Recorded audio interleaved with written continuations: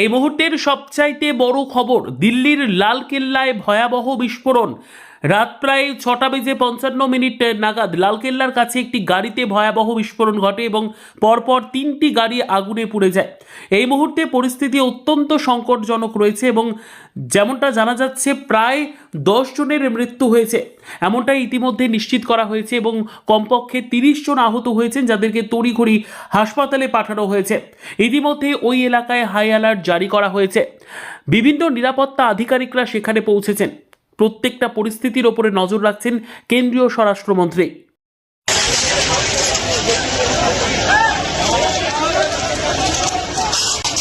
ये लाइव चांदनी चौक की लाल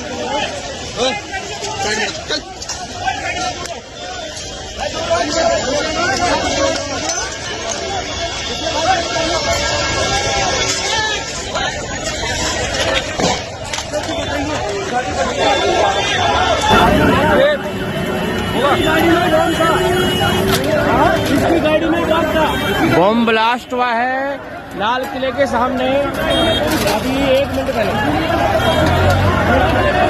एक गाड़ी के अंदर बम था और टाइम से बम ब्लास्ट हुआ है लाल किले के सामने। हटो भैया, बम ब्लास्ट हुआ है, भयंकर तरीके से बम ब्लास्ट हुआ है।